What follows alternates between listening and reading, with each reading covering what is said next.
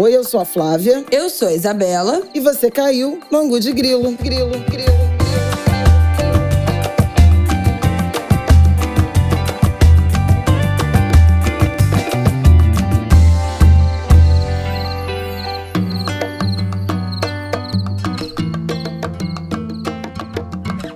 Olá, Angulers! Mais um Angu de Grilo está no ar. Boa terça-feira para vocês. Episódio 273. Tudo bem, Flavião? Tudo bem, né? Fora o calor. Vamos falar disso nesse Angu de Grilo. Esse Angu de Grilo, claro. Vamos começar os temas, gente, desse episódio. Vamos abrir falando um pouquinho de carnaval, voltando aí, repercutindo aí os comentários de vocês do episódio da semana passada, que foi um sucesso. E, claro, que a gente não pode deixar de falar no incêndio da semana passada, que aconteceu numa fábrica de fantasias aqui no Rio. Bom, mais uma tragédia anunciada. Quem ouviu o episódio que a gente soltou dia anterior, na terça-feira, ouviu o Flaviol falando das condições péssimas de trabalho. Quem ouve a gente falando sobre carnaval aqui no Angu de Grilo há tempos sabe que a gente sempre volta nesse assunto, né? Então, mais uma tragédia anunciada, é óbvio que a gente vai falar disso. Vamos também falar sobre essa onda de calor. A gente já falou bastante sobre isso aqui, mas eu acho que vale a gente voltar no assunto e tratar um pouco das medidas que estão sendo adotadas por algumas prefeituras em algumas cidades para conter, para remediar os efeitos dessa onda de calor na população. Eu acho que finalmente a gente está virando um pouco a chave, depois de tempos que a gente fala disso aqui também, né? Virando um pouco a chave da forma como a gente lida com essa história do calor extremo. A gente, a sociedade, os jornalistas, as prefeituras, os governos, enfim. Então, acho que vale a gente falar sobre isso. E aí, no último bloco, a gente vai passar pelo café, né, que só se fala na alta do preço do café nas redes sociais, a queda da aprovação do Lula, tem taxação aí também nova anunciada pelo Trump. Então, a gente faz um passadão nisso tudo e deixa os pop-ups desta semana, a última semana antes da semana do carnaval. Todo mundo já quicando em casa, ninguém se aguenta mais, adiantando tudo para se liberar o mais rápido possível. Então, vamos começar esse episódio. Bom, gente, eu acho que vale a gente começar pelo incêndio. Uma tragédia. Nesse domingo, a gente está gravando na segunda-feira, na hora do almoço. No domingo, uma das pessoas que tinha sido internadas a partir, né, do resgatado, ferido do incêndio, na Máximos Confecções, que aconteceu na última quarta-feira, morreu. Ele estava internado no Getúlio Vargas, depois daquele resgate, e acabou morrendo Rodrigo de Oliveira. Outro homem continua em estado grave, mas esse no Hospital Municipal Souza Aguiar. 21 resgatados, 12 receberam alta. Uma pessoa que foi internada no Getúlio Vargas foi transferida, outra segue internada e teve melhora. Tem 5 internados no Getúlio Vargas ainda em estado grave, 3 mulheres e 2 homens. Um internado no Souza Aguiar também ainda em estado grave. E o Rodrigo de Oliveira, que estava internado no Getúlio Vargas, morreu nesse último domingo. Gente, uma cena tenebrosa, né, que aconteceu nessa quarta-feira, já de manhã, com esse resgate sendo transmitido ao vivo, né, imagens das pessoas pedindo socorro em vídeos por uma janela, um resgate difícil para os bombeiros. A gente já deve ter falado aqui em outra ocasião, se não na semana passada, além dessas condições degradantes de trabalho, né, porque já na manhã de quarta-feira a gente viu pessoas que foram resgatadas e que conseguiram, né, sair antes também do incêndio se alastrar, que estavam em outro andar, dando entrevista falando que não, a gente estava dormindo, teve gente que trabalhou até as 3, 4 da manhã e aí uma parte das pessoas estava dormindo, a outra já estava acordando para o turno.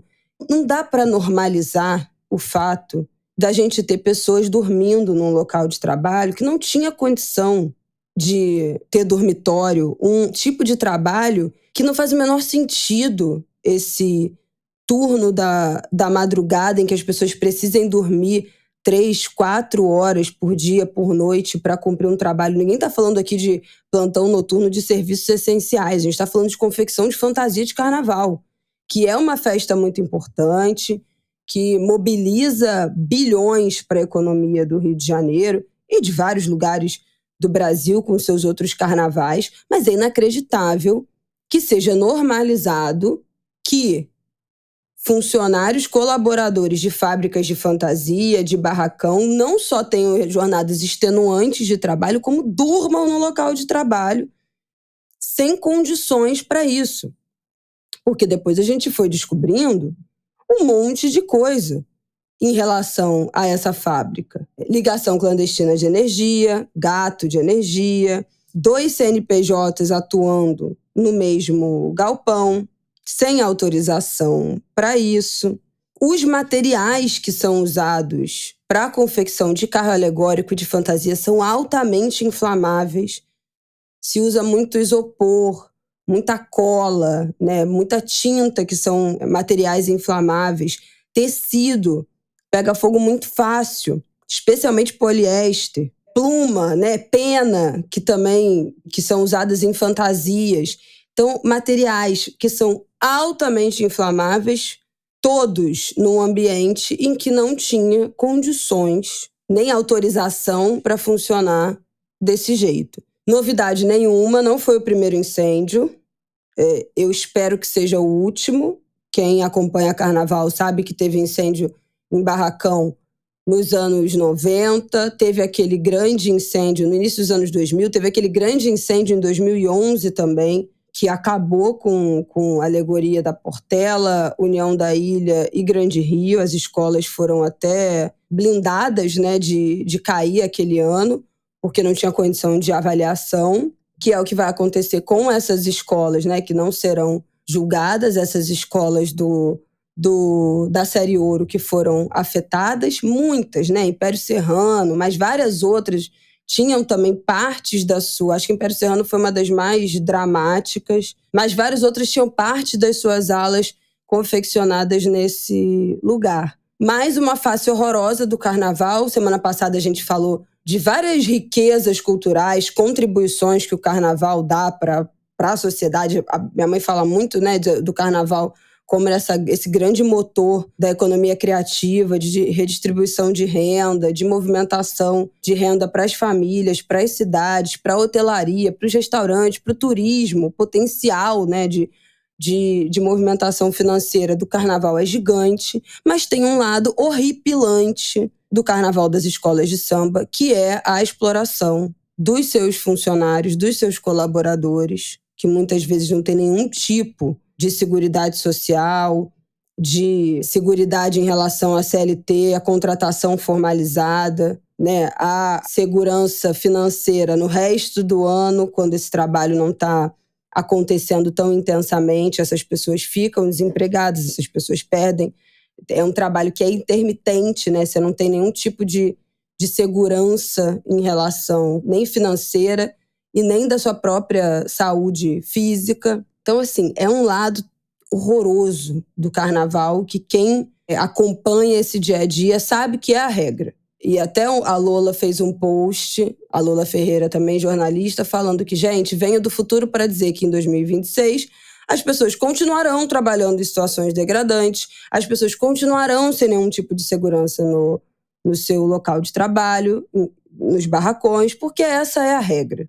Né? Enquanto os gestores, os responsáveis, a prefeitura, a Liesa, Rio Carnaval, as escolas de samba, não assumirem a responsabilidade com a comunidade que faz o carnaval acontecer, não vai dar em nada. Então, assim, mais uma situação horrorosa, imagens horrorosas, desesperadoras e ainda 6 pessoas em estado grave. Então, essa história não acabou.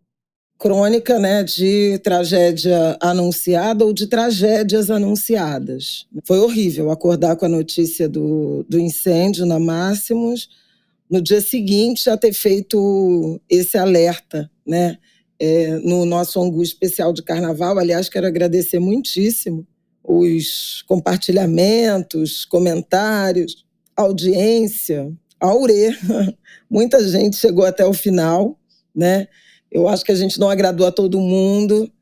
Especialmente eu recebi um e-mail de um torcedor apaixonado da Mocidade Independente de Padre Miguel, que ficou magoado com os comentários em relação à escola. E veja, lembro até de ter comentado sobre o tamanho da escola, a empolgação com que a escola levou o seu ensaio técnico e o quanto, eventualmente, inclusive, esse luto, né, que a Mocidade está vivendo pela Márcia, o Renato Lage, podem levar a uma superação, né, que evite que uma bandeira pesada do Carnaval acabe na Série Ouro. Então, assim, não é nada pessoal, eu nem entendi direito porque a frustração, mas também a gente não vai mentir. Alguém também me escreveu dizendo que a gente dedicou pouco tempo à Portela. Eu acho que já era a última, né? E a gente já estava assim, completamente exausto, sem comer. Era 5 da tarde, a gente não tinha almoçado. A gente já, tipo assim, não tinha... Força. Foram mais de 4 horas de gravação, assim. Se ficou com 3 horas e 45 para vocês, então pode ter certeza que a gente gravou mais do que isso. Bem mais. Então, enfim, tem as críticas, o que Eu fui acusada de dizer que o samba do Salgueiro não era popular e que ter dito que não ia pegar. É uma pessoa que não ouviu o episódio, né? Porque eu falei justamente o contrário disso, que o samba do Salgueiro tinha a cara do Salgueiro e era um samba de fácil compreensão, e que o meu medo era que o enredo acabasse muito cheio de informação, sem um fio condutor, e a escola se perdesse. Mas o samba é inegavelmente a cara do Salgueiro. Gente, eu acho que o mais importante reiterar aqui é que a gente não quer o mal de nenhuma escola. E eu acho que talvez para quem seja de fora do rolê das escolas de samba e ache que o carnaval de escola de samba é equivalente ao futebol ou uma rivalidade, né, muito profunda, como é, por exemplo, Parintins, né, que você não fala nem o nome do boi, que não é o seu boi. Aqui no Rio de Janeiro, nas escolas de samba, isso não existe, assim. Tem carnavalesco que é carnavalesco de uma escola da Série Ouro e uma do grupo especial. Os ritmistas tocam em mais de uma bateria, né? Tem troca de casal, de intérprete entre as escolas, né?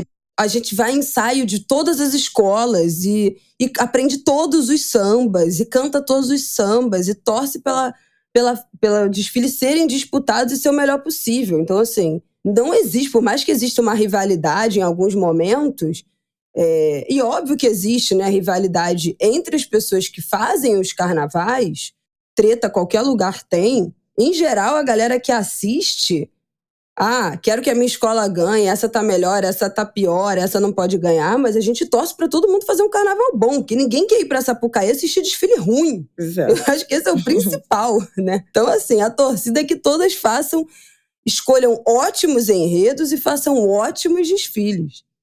Eu acho que esse é o principal, assim.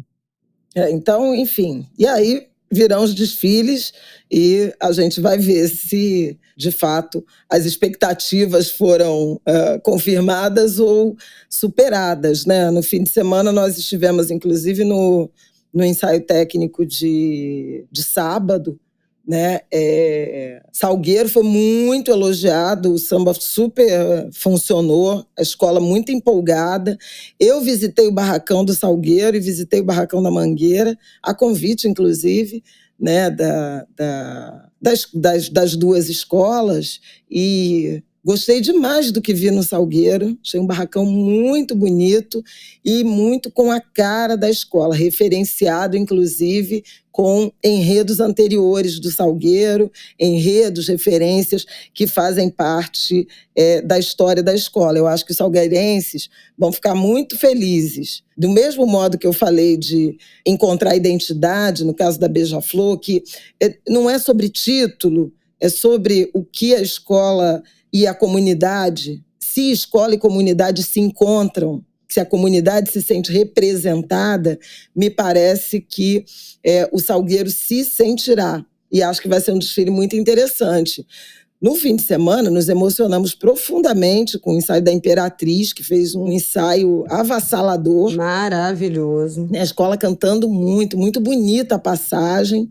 A própria Viradouro, eu achei até um pouco aquém do que eu esperava em relação à expectativa que a Viradouro tem causado e em relação ao próprio samba. Mas foi um ensaio também corretíssimo, sem nenhum tipo de, digamos, risco, né? Que mais que eu queria falar? Infelizmente, a Beija-Flor teve o ensaio da Praia de Copacabana cancelado por conta do calor, é outro tema que a gente vai comentar aqui. Na quinta-feira foi o último ensaio de quadra, né? Praticamente.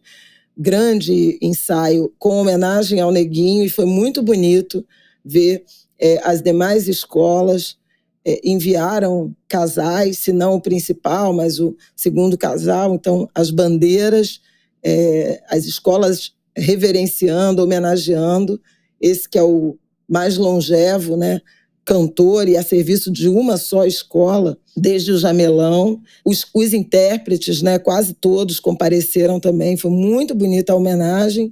Eu estava trabalhando, não pude ir, mas acompanhei pelas redes sociais.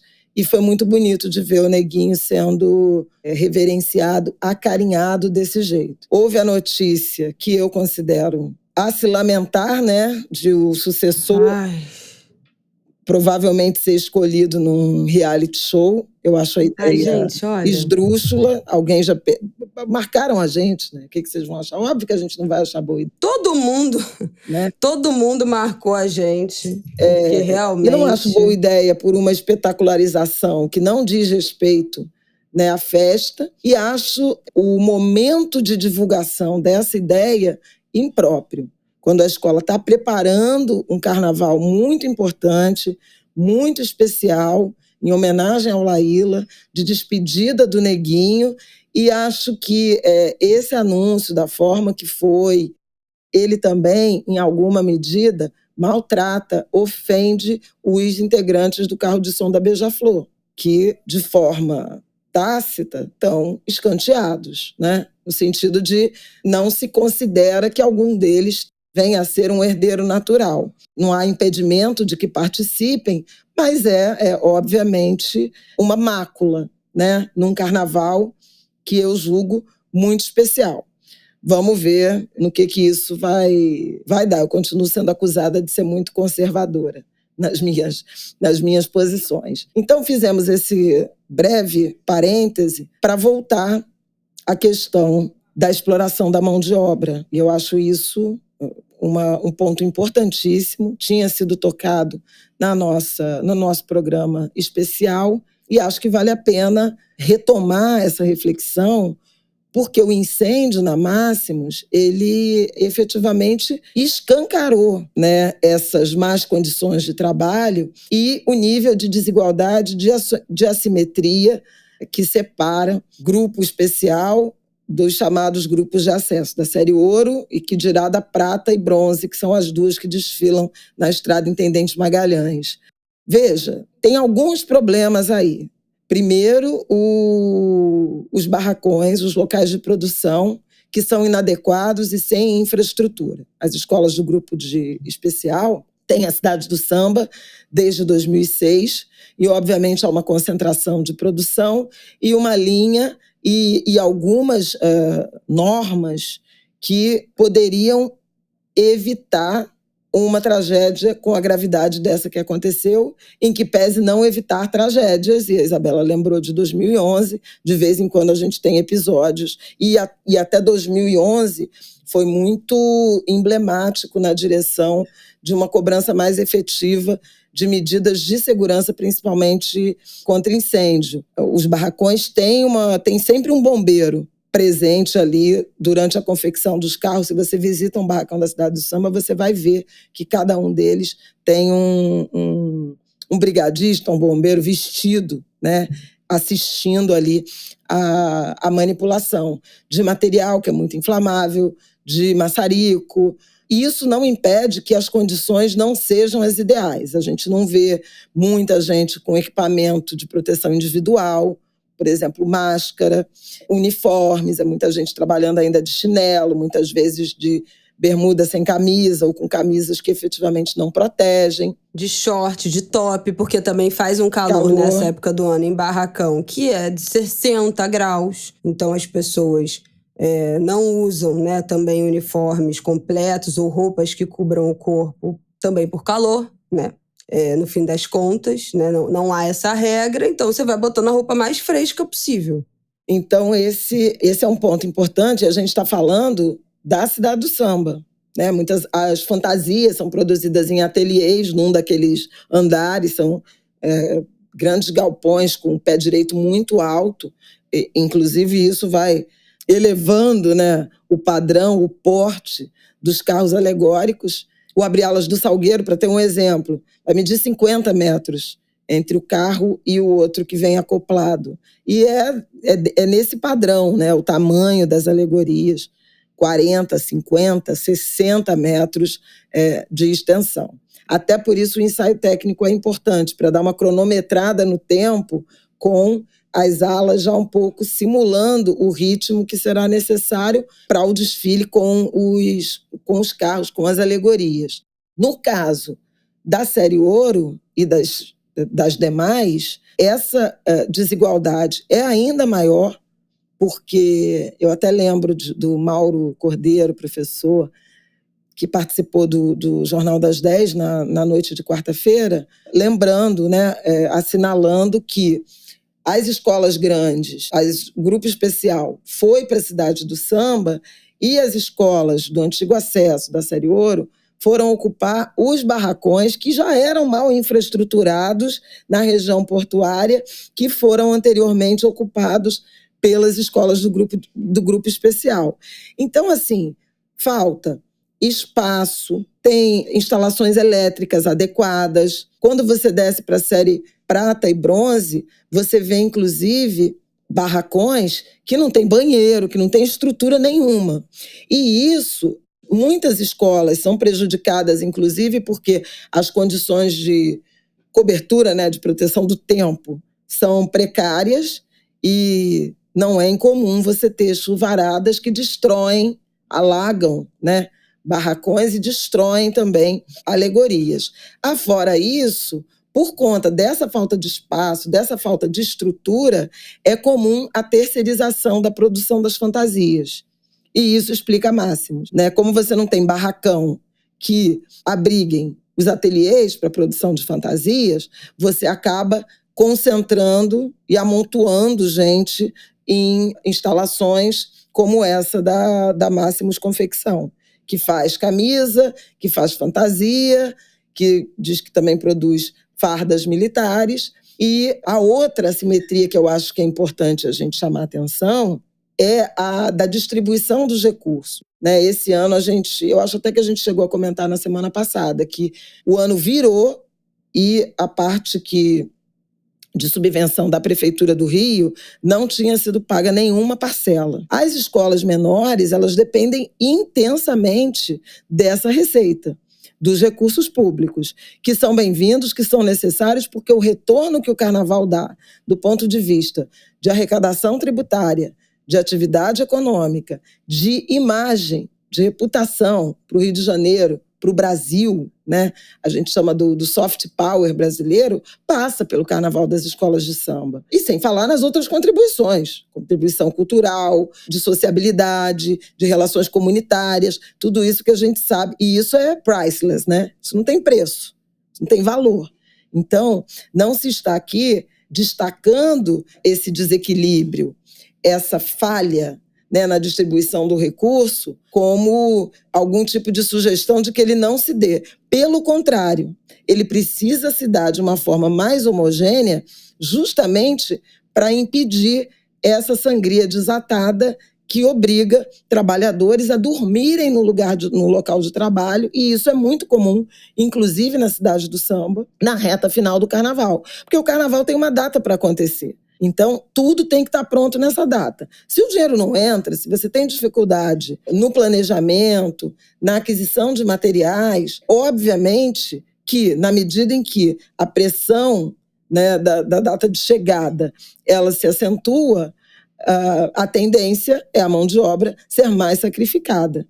Então, você tem essas condições que levam trabalhadores a dormir no local de trabalho, locais de trabalho impróprios, do ponto de vista da segurança, da saúde, da segurança e da infraestrutura mesmo, elétrica, de água. Então, muita gente leva o próprio ventilador, muita gente leva uma cafeteira ou duas, que aí faz aquele café. Muita gente leva um fogão, um fogareiro, e não necessariamente isso está instalado da forma adequada, né? A Isabela mencionou a informação da Polícia Civil de que não havia regularidade na instalação de energia elétrica. Ora, se a instalação não é regular e se há uma sobrecarga por ventiladores ligados, por aparelhos elétricos, obviamente que há um risco de algum tipo de acidente, né, de incêndio provocado pela rede elétrica. Isso a perícia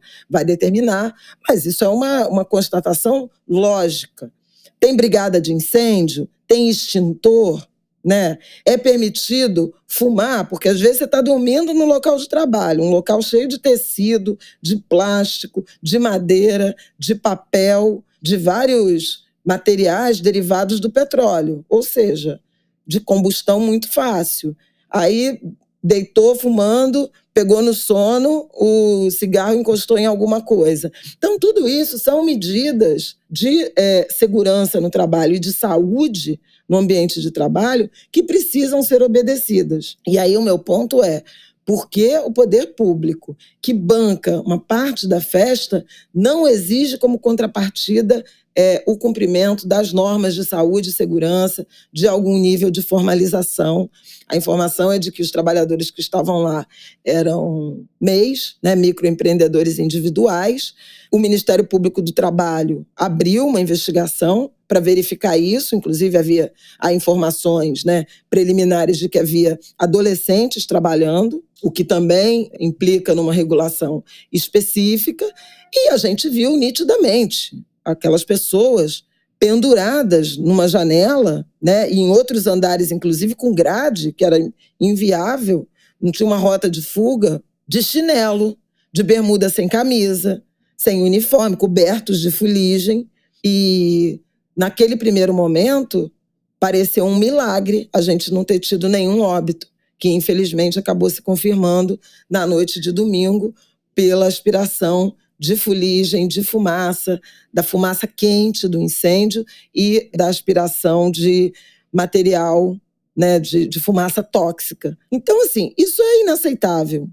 Que a maior festa da cultura brasileira, que é cartão postal, que é soft power, ferramenta de boa imagem, né, da cultura brasileira, se dê em condições tão precárias para esses trabalhadores, com o agravamento de uma festa cada vez mais rica, que arrecada cada vez mais recursos, e sobre isso a gente falou intensamente na semana passada. O prefeito Eduardo Paes, que fez um primeiro post que eu considerei lamentável, mencionando que as escolas prejudicadas não seriam rebaixadas, como se aquilo fosse a dúvida, a angústia maior daquele primeiro momento. Não era. Na sequência, eu falei com ele ainda na quarta-feira à noite e ele se disse comprometido em acelerar a construção do que a gente chama de Cidade do Samba 2, na região da Leopoldina, onde haverá a instalação dos barracões das escolas da Série Ouro. E ali seria permitida a produção tanto das alegorias quanto de fantasias, com ateliê. Essa é uma promessa antiga, né? Já fez aniversário, já tem 10 anos de idade. Se fosse uma criança, já estava mais do que alfabetizada, quase entrando no segundo ciclo do ensino fundamental. Esperamos que, de fato, isso se confirme, porque o risco é muito grande. Agora, o prefeito também disse que, passado o carnaval, vai estudar formas de exigir das escolas, das ligas, né, que são responsáveis, né, diretamente por essas más condições de trabalho, que as normas de saúde e segurança sejam cumpridas. E aí fica, inclusive, aqui a minha sugestão, por exemplo, na série Prata e Bronze, não era possível usar instalações, salas de aula para a produção de fantasias, já que as escolas estão em recesso desde dezembro? Então, algum tipo de estrutura que permitisse, inclusive do ponto de vista da refrigeração, usar escolas da rede municipal, próximo dos barracões ou das quadras das escolas de samba, das comunidades que desfilam na série Prata e Bronze, em que essas pessoas tenham condições de trabalho, com água, com um banheiro decente, eventualmente até uma sala de aula transformada numa espécie de alojamento que permita alguns períodos de descanso, se não pernoite, mas algum período de descanso, tudo dentro de normas. Eu, sinceramente, espero que o Ministério Público do Trabalho, o Ministério do Trabalho, se ocupem disso, mas se ocupem da prevenção para o ano que vem, para que a gente tenha um carnaval de 2026 impecável, né? Ou, se não impecável, mas adequado do ponto de vista das instalações e das condições de trabalho. E fica aqui, novamente, esse tema da remuneração, que também é precária. E há, inclusive, uma preocupação grande, porque cada vez menos esse trabalho interessa aos mais jovens, então há um déficit de mão de obra. Tem, inclusive, escolas que compartilham profissionais, ferreiros, eletricistas, escultores. Então, imagina pensar também nessa cadeia produtiva, qualificando mão de obra, distribuindo bem receitas, planejamento, instalações, estruturas para incorporar uma mão de obra. Eu acho que isso é possível, é desejável, é necessário. O que não dá é, a cada carnaval, a gente ter experiências terríveis como essa, de perdas de vida, de ferimentos, né, de adoecimento, e, obviamente, essas pessoas tiveram seu ganha-pão também interrompido. O prejuízo para as agremiações foi imenso. O caso do Império Serrano é absolutamente dramático, que, aliás, fez um desfile, um ensaio técnico no domingo, né, muito emocionado, porque 100% das fantasias estavam na Máximos. E essa questão da propriedade do CNPJ, da licença de operação, isso também precisa ser revisto.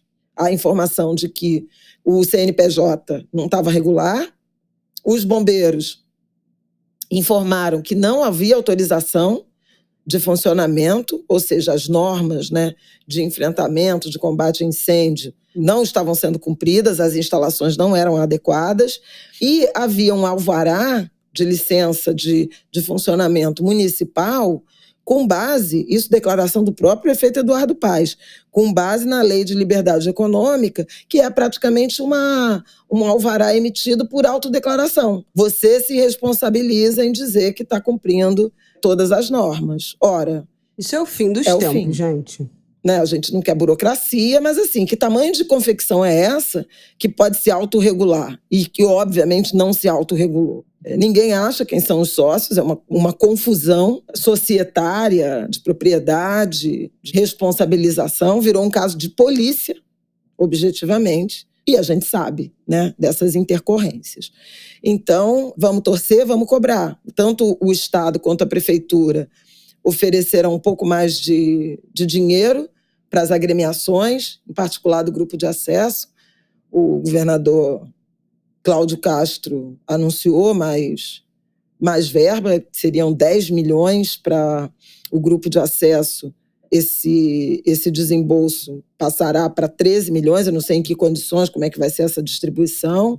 O prefeito Eduardo Paes disse que destinará mais 400 mil reais para as escolas mais afetadas, Império Serrano, Unidos de Bangu e Unidos da Ponte, e espera, né, que seja possível alguma forma de cobrir os prejuízos e de tentar produzir alguma coisa para os desfiles, mas são 3 escolas que, ainda que desfilando, estão fora da disputa.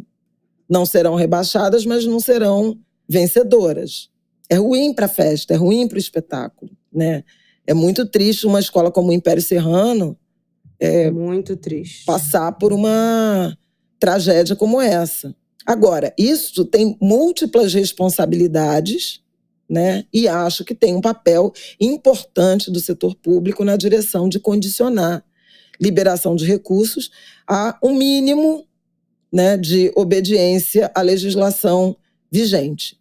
Isso é possível, eu falo isso há muito tempo e passou da hora, né? Nós também tivemos uma tragédia em 2017 com o carro do Paraíso do Tuiuti e da Unidos da Tijuca. Da Unidos da Tijuca despencou, do Tuiuti perdeu o rumo e imprensou 20 pessoas contra uma grade. Teve morte na Sapucaí, em pleno desfile. Uma tragédia.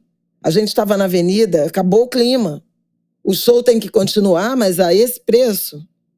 Não, né, gente? Eu quero fazer 2 observações finais, que uma é: destinaram mais verba para remediar ali os prejuízos e ver se é possível, com uma verba a mais, produzir alguma coisa para não entrar no desfile com, né, no caso do Império Serrano, com camisa de ensaio técnico, né, que assim, perdeu todas as fantasias.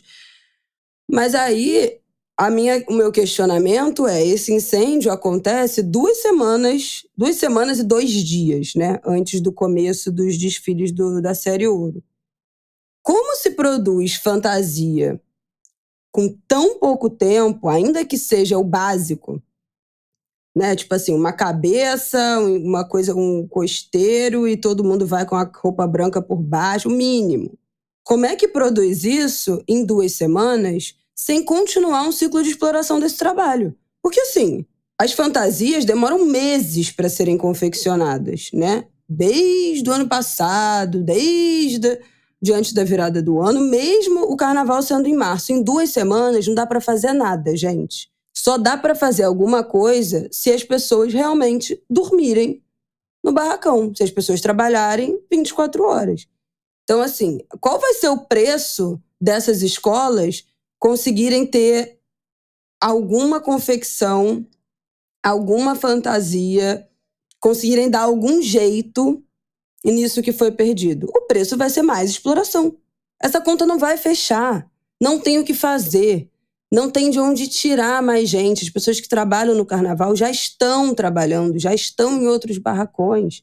São pouquíssimas as escolas, que eu acho que podem dizer até agora, né, inclusive do grupo especial, que estão com 100% do seu barracão, das suas alegorias, das suas fantasias prontas, fechadas, lacradas, entregues, os carros já embalados para ir para Sapucaí. Em geral, as coisas, para muitas escolas, inclusive do grupo especial, são resolvidas aos 45 do segundo tempo. Tem fantasia que é entregue de véspera. Tem carro que fica pronto na concentração, ainda tem gente colando e fazendo coisa de carro. Quantas vezes a gente já não viu, no grupo especial menos, mas nos grupos, né, de acesso, fantasia chegando para a ala das baianas, para a ala das comunidades, na concentração, as fantasias chegando. Então, não é tudo feito em cima da hora porque é desleixo. É porque muitas vezes o dinheiro demora para entrar, demora para começar, não tem gente suficiente para fazer. mesmo com as pessoas trabalhando 24 horas por dia em condições degradantes. Então me preocupa muito essa coisa do vamos dar um dinheiro a mais para ver o que é possível fazer em 2 semanas. Só é possível fazer alguma coisa em 2 semanas com mais exploração. E aí, né, qual é o preço que estamos dispostos a pagar para isso?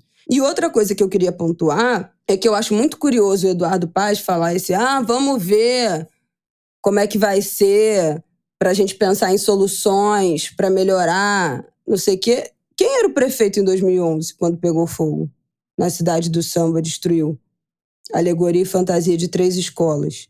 Era ele. Então, assim, mudou, agora tem um brigadista, não sei o quê, melhorou um pouco as condições de trabalho, larará. Mas, assim, se isso não virou uma regra em 2011 como deveria ter virado, de equipamento de segurança, de proteção, de melhores condições de trabalho dentro da cidade do samba e também nos barracões das outras ligas, quem era o prefeito era ele, gente. Não adianta chegar 14 anos depois e falar, realmente, vamos ver aí, vamos levantar informações para ver o que é possível fazer. Ele foi prefeito até 2017. Ele teve outro mandato inteiro depois desse incêndio na cidade do samba. E tem carnaval todo ano. E ele tá na Sapucaí todo ano. E ele tá desfilando todo ano na Portela, com o chapéuzinho dele, feliz da vida. Então, assim, é no mínimo muita hipocrisia chegar agora em 2025 e falar, não, vamos ver aí o que dá pra fazer. Sabe? Porque ele já teve a máquina na mão, não é um prefeito recém-chegado. Que, primeira vez que eu tô lidando com uma situação dessa, então eu preciso me munir aqui de informações e de possibilidades, né?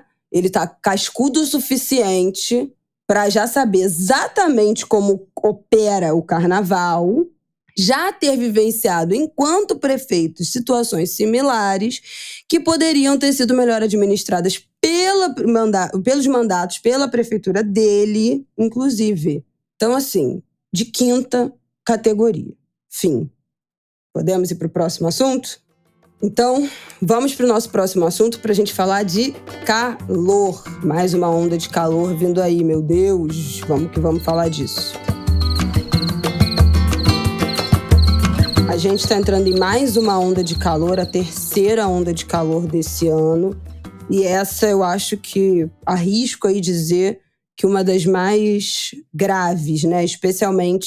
Ela vai afetar especialmente São Paulo, Rio de Janeiro, região sul, então Paraná, Rio Grande do Sul, Santa Catarina, Minas Gerais, um pedaço ali também de Centro-Oeste, ali Mato Grosso do Sul, também com a possibilidade de se estender para Goiás e para Bahia. Eu acho que o maior alerta, né, dessa última semana, em que a gente foi impactado até com notícias falando que sensação térmica pode chegar a 70 graus, a 62 graus, especialmente no Rio Grande do Sul, né, em Porto Alegre. Está bastante alarmante assim, a situação da sensação térmica, que tem muito a ver com a umidade relativa do ar. Então, quanto mais o calor, né, quanto maior o calor, a temperatura de fato projetada e maior a umidade relativa do ar, maior é a sensação térmica. Então, a gente tem que ficar muito atento a isso, em locais em que a umidade relativa do ar é muito alta, que tem chovido, que tem se mantido com a umidade relativa alta, a sensação térmica é maior. Ao mesmo tempo, em que locais em que a umidade do ar está baixa, apesar da sensação térmica ser mais baixa, é extremamente perigoso para a saúde das pessoas. Toda essa situação de calor extremo é muito perigosa, mas onde a umidade está baixa, né, a chance de desidratação, dessa desidratação silenciosa, né, da população, especialmente das crianças, dos idosos, que já são pessoas que têm mais uma saúde mais fragilizada, que desidratam mais rápido, que perdem, que nem sempre tem essa percepção, né, da desidratação e do calor, como alguns de nós temos, de notar os sinais, né? Então, nariz ressecado, olho ressecado, né, as mãos, os pés ressecados, a pele seca também, né, vai ficando cinza de ressecamento, boca seca, os lábios, né, rachados. Então, tudo isso são sinais, né, desse ressecamento, dessa desidratação, que tem muito a ver com esse calor. As recomendações para isso, vocês sabem, né, que é evitar atividade ao ar livre, atividade física ao ar livre, atividade de todos os gêneros. Minha mãe falou, né, do ensaio técnico, do ensaio de rua da Beija-Flor em Copacabana, que era uma tradição da Beija-Flor sempre ter, e foi cancelado nesse último domingo por conta dos alertas de calor extremo que foram retornaria divulgados. Depois de 7 anos e, infelizmente, não foi dessa vez. Não foi dessa vez. Que foram divulgados por conta dos alertas da Defesa Civil, né, de calor extremo. O ensaio acabou sendo cancelado, mas a agenda de blocos, que eu saiba, no Rio, os blocos oficiais, a agenda permaneceu inalterada. Então, eu acho que isso também é um ponto de alerta. A gente está falando de situações extremas de calor. Em bloco de carnaval, muitos acontecem de manhã cedo, outros mais no fim da tarde. Tem bloco saindo até de madrugada, tem bloco que sai 6 horas da manhã. Mas tem, especialmente os grandes, os mega blocos, né, que ainda virão, inclusive, a maior parte deles passa ali pela hora do almoço, que é o horário mais quente de maior exposição solar. Então, é muito importante que isso continue sendo constantemente avaliado, não só pela Prefeitura do Rio, mas de outros municípios do Rio de Janeiro e dos municípios dos outros estados que também vão passar por essa onda de calor e por esse calor extremo que vai durar, que vai entrar aí por março adentro e pelo ano adentro, como a gente já viu em anos anteriores, né? Essas ondas de calor muito forte em momentos do ano em que a temperatura nem chegaria a um extremo. E aí eu acho que a gente, pela primeira vez, ou a partir de agora, eu estou entendendo, observando que a gente está começando a lidar com esse calor de uma forma diferente. A gente quem? Os governos, os jornalistas, e eu acho que a população também, de modo geral, está entendendo ainda mais as necessidades de alterar os compromissos, alterar os horários, inclusive das suas atividades de lazer.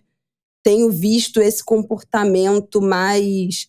O calor entrou na discussão, sabe? Quando a gente vai para a rua, quando a gente chega final de semana e vai para um compromisso, entra na pauta o horário pico de calor e não só a gente vai com a cara e com a coragem.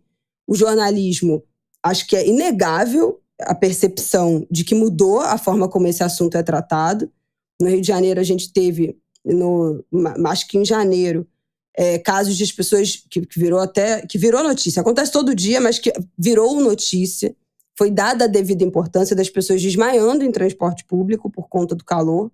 Então, não estamos mais tratando o calor só como vai fazer um calorão, vamos aqui gravar uma matéria na praia com a galera que está na praia. Está finalmente sendo tratada com a devida gravidade que isso pode ter para populações inteiras. E aí, eu acho que é sempre um exemplo que vale ser reforçado, que está sendo feito pela Prefeitura do Rio, pelo Centro de Operações, que a gente já citou aqui, né?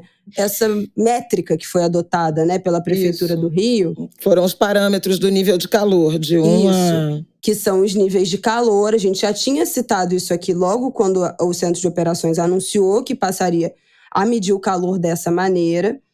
E classifica a intensidade dos níveis de calor de acordo com a previsão, não só da temperatura, mas também da sensação térmica. Pela primeira vez, desde que esse nível foi criado, na virada, foi antes da virada do ano, foi ainda no passado, foi logo que começou, acho que o verão.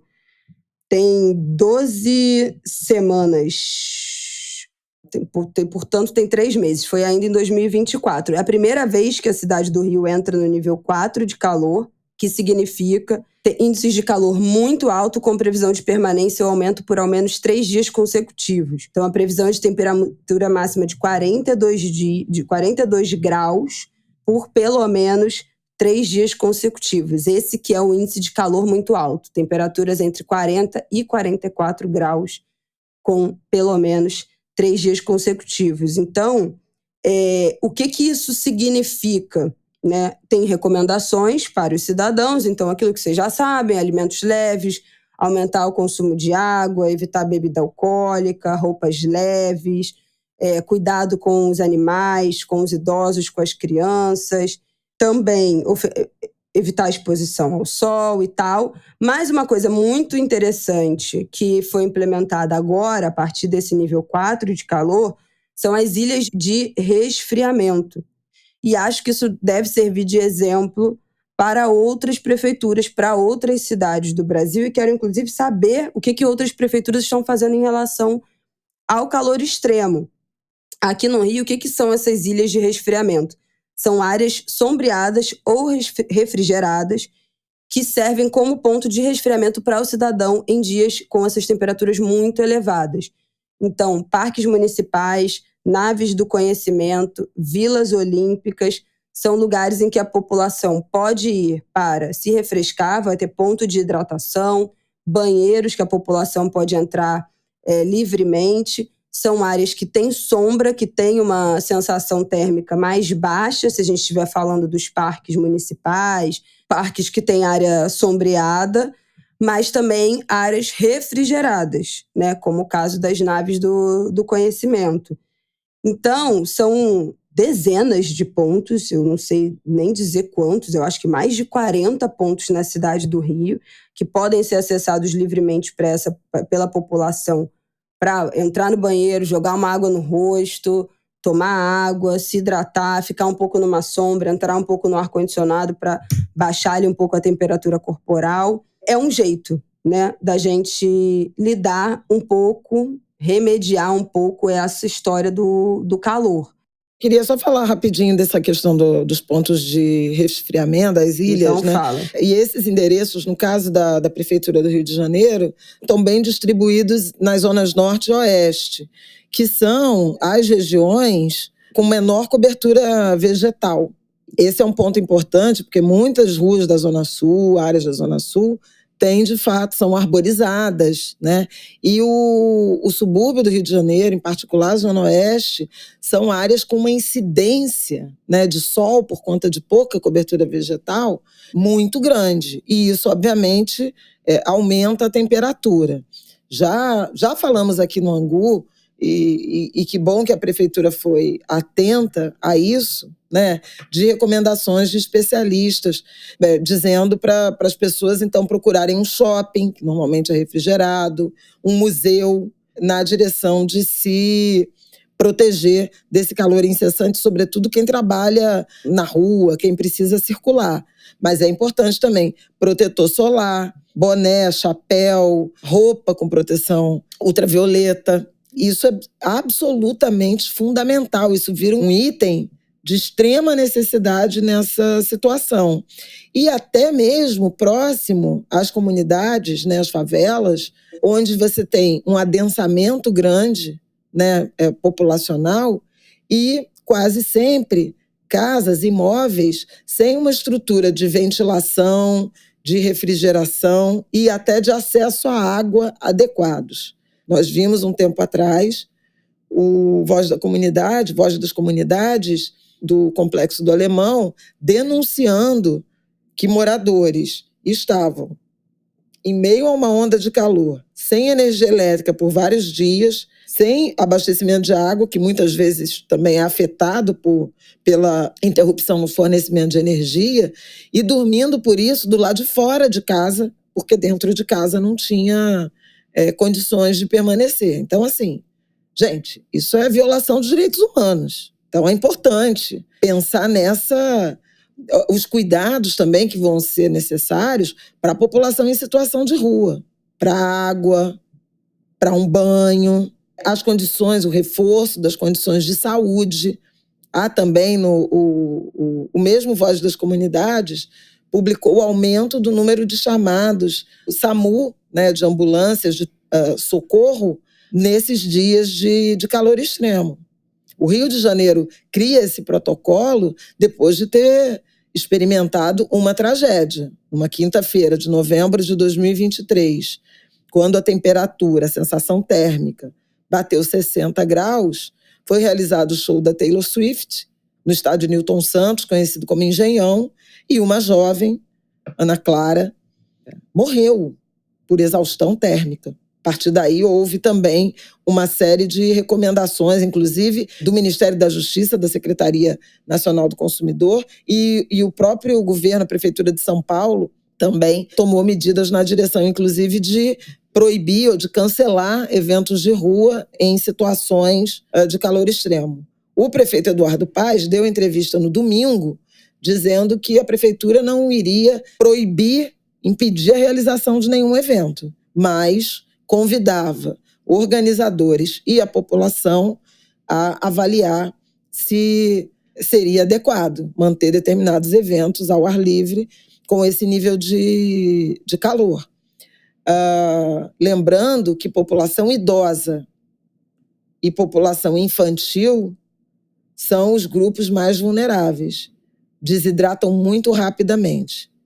E criança, por experiência própria, a gente sabe que eles não lembram de beber água. E é fundamental beber água sem estar perdendo, né, líquido, sem ter a percepção de que isso está acontecendo. Então, oferecer um suco, água mesmo, picolé, né, lembrar dos idosos a beberem água, esse é um papel de nós, como familiares, como amigos, vizinhos, colegas de trabalho. Eu já vi gente sugerindo que se tenha garrafa de água congelada dentro do carro, né? Quem circula de carro, para oferecer a alguém em situação de rua, um vendedor de sinal, eventualmente um guarda, um agente de tráfego. Eu acho que é super importante a gente ter essa sensibilidade. Em alguns pontos de grande aglomeração, a companhia de distribuição de água tem feito. Aliás, nós vimos isso no fim de semana, num dos blocos, eu tive com o Martin, com a Aida, no Imprensa que eu Gamo, e tinha lá uma estrutura da companhia de água distribuindo água para os foliões. E lembrar que consumo de drogas é uma coisa que a Isabela fala muito, né? Consumo de drogas, de álcool, né? Também leva, né, eventualmente, de álcool com certeza, desidrata. Mais do que hidrata, você pensa que está tomando uma cerveja e está se hidratando, e, na verdade, você tende a desidratar mais facilmente consumindo álcool. E, às vezes, eventualmente, com drogas ilícitas, estimulantes, você não percebe, né, pela alteração até, eventualmente, de consciência, não percebe que está desidratando, que está submetido a essas condições. E o calor é um inimigo invisível que mata. É só olhar as plantas. Repara na vegetação de rua que você vê o tamanho do dano. A mesma coisa com a nossa pele, com o nosso corpo. E aí, tem uma coisa aqui que eu queria trazer, né, que é uma medida que foi até... Tá aí no G1, né, da Prefeitura de Mangaratiba. O município reduziu em 50% o funcionamento das unidades escolares, restringiu aí os horários, né, das unidades escolares para a preservação do bem-estar dos alunos e colaboradores.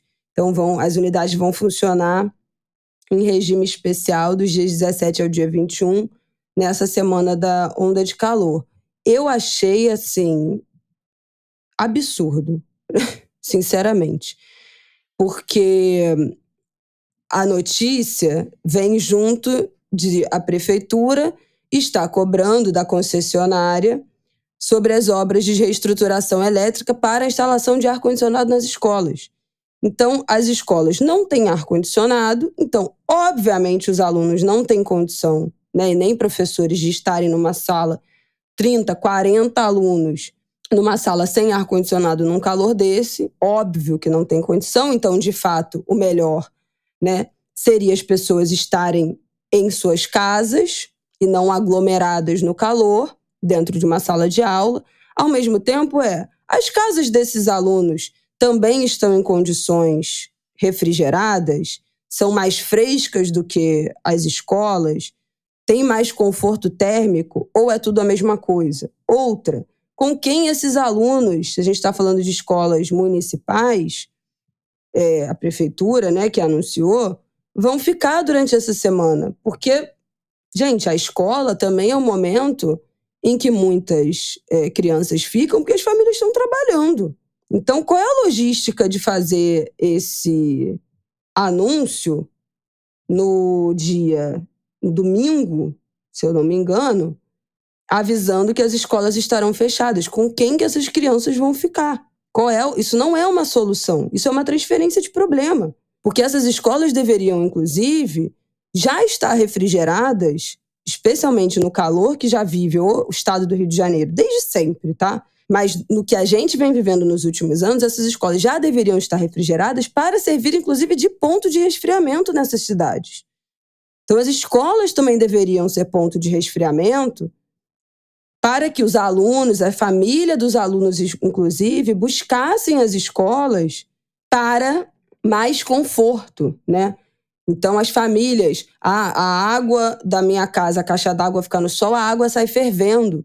E a escola, eventualmente, tem vestiário, tem chuveiro, as famílias vão tomar um banho mais frio, mais confortável nesses lugares, os idosos da família poderem ficar em ambientes refrigerados das escolas em dias de muito calor, as escolas fornecerem águas geladas para os alunos e para as famílias dos alunos, e não a escola não ter ar-condicionado, virar e falar, ó, amor, beijo tal, tá fazendo calor, se vira durante metade do horário escolar, se virem professores e alunos, porque não são só os alunos, né, que estão sendo dispensados, os professores também, e vão procurar abrigo, resfriamento, logística para essas crianças em outro lugar. Essa não é uma solução.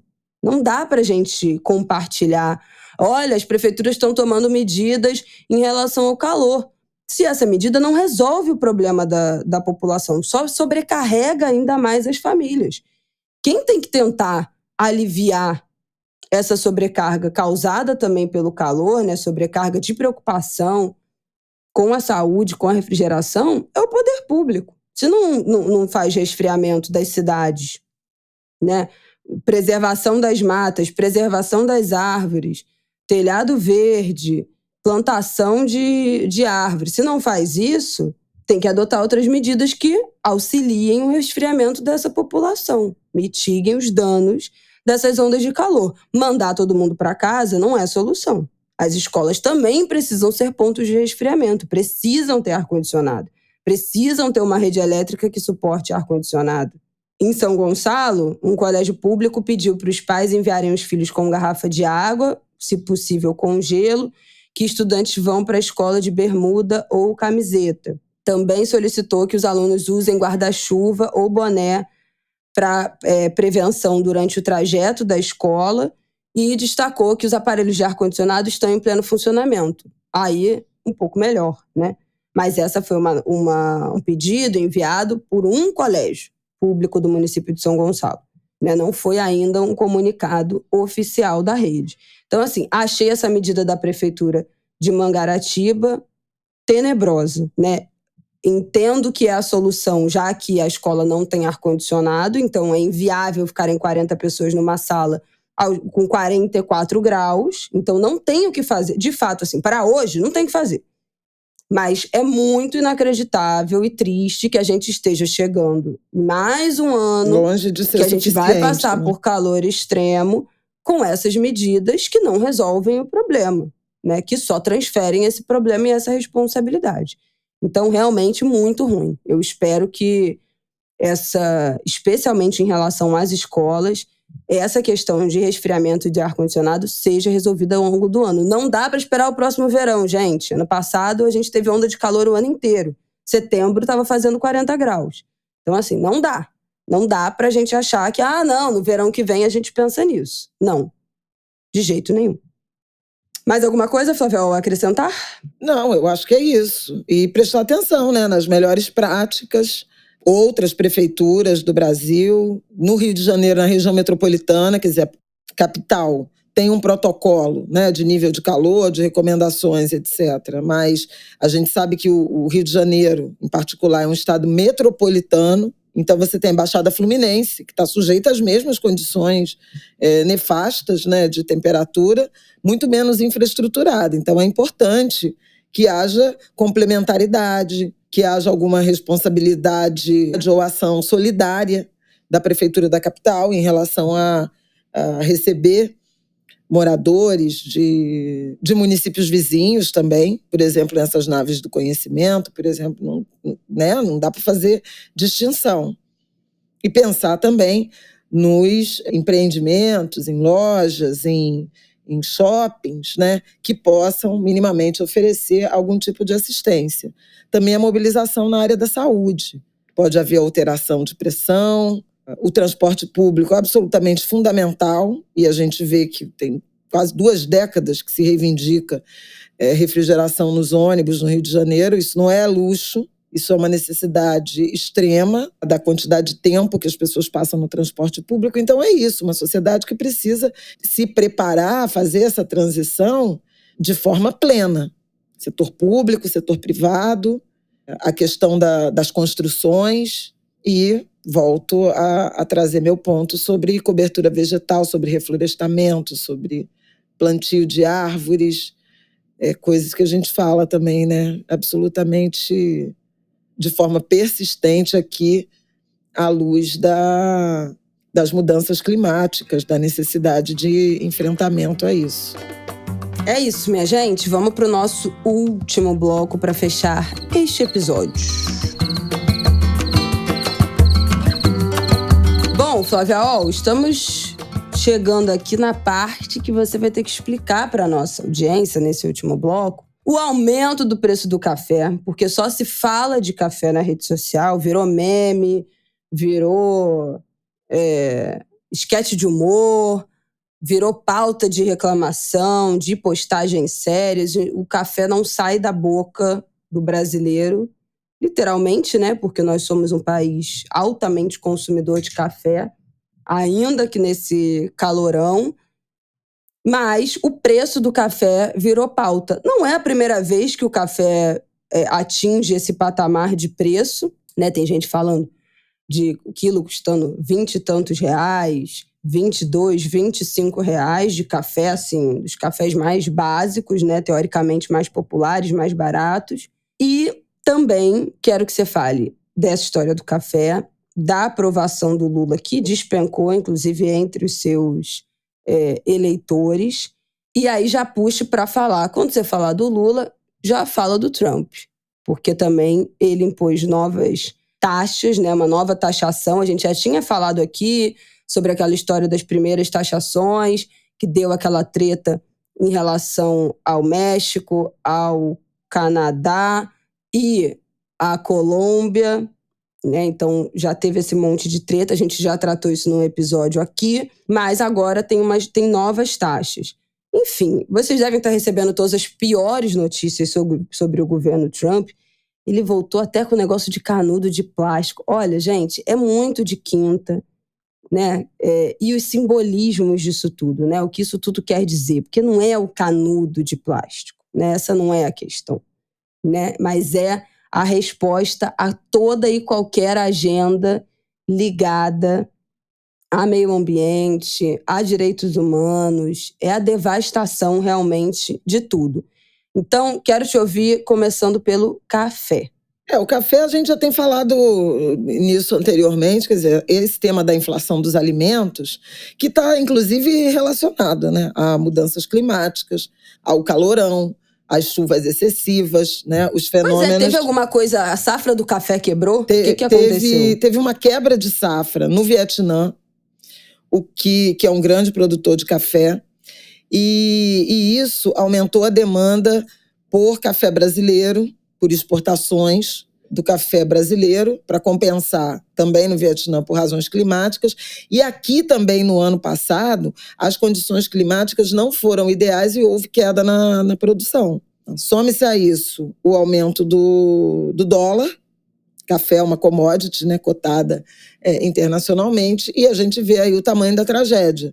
No ano passado, segundo o IBGE, né, no IPCA, o índice oficial de inflação, o café subiu praticamente 40%, 39% e um tantinho, e a Associação Brasileira do Café, dos produtores de café, estima que nesse início de ano também haverá aumento de 10% a 15%. Ao longo do ano, em as condições climáticas se mantendo como previsto, a tendência de queda, porque a produção vai aumentar.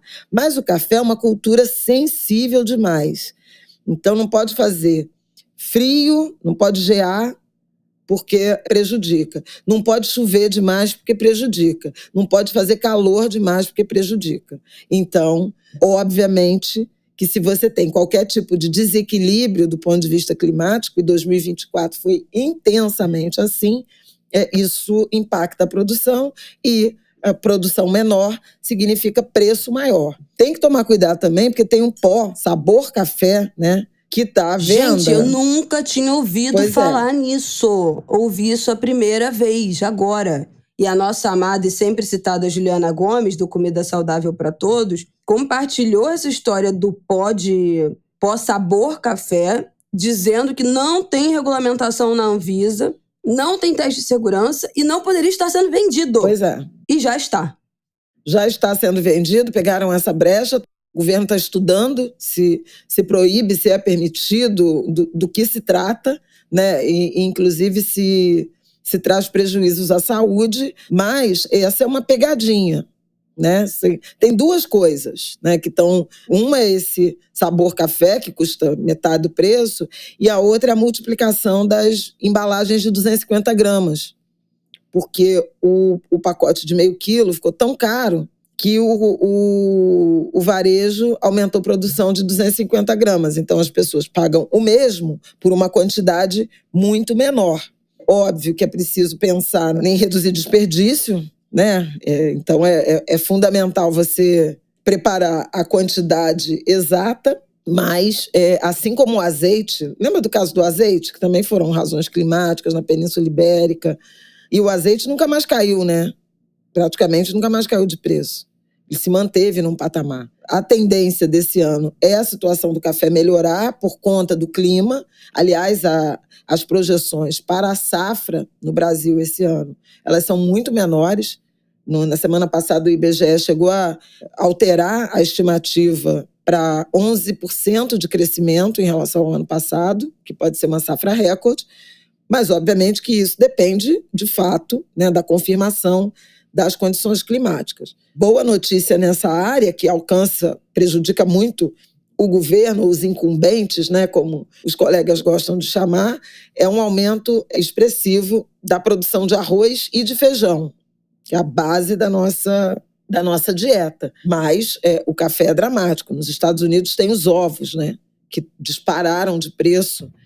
Gente, uma loucura em razão isso. da gripe aviária, né? Houve um abate de 100 milhões de galinhas e a produção despencou, e isso está produzindo esse aumento da inflação. Então, a gente vê muito, muito claramente que essa transição do clima, ela tem efeitos dramáticos na produção de alimentos. E é impressionante como os negacionistas climáticos insistem com suas posições negacionistas, quando nós sabemos que agricultura é clima, comida é clima. Então é importante, até quando pensar nesse tema da cobertura vegetal, pensar também em modelos que permitam plantio integrado, né, a chamada agroecologia, né, a agrofloresta, que permita a integração entre frutíferas, leguminosas, raízes,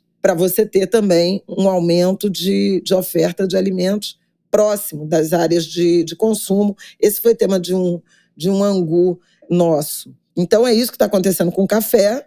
Nesse momento, a recomendação é se encontrar barato, mas é impossível comprar mais, mas a recomendação é compre menos e consuma com mais parcimônia, de modo a não desperdiçar. A expectativa é de que nesse primeiro trimestre esses preços continuem assim. Então hoje, quando alguém oferece um cafezinho, você quer botar na bolsa, quer botar num cofre e guardar, né?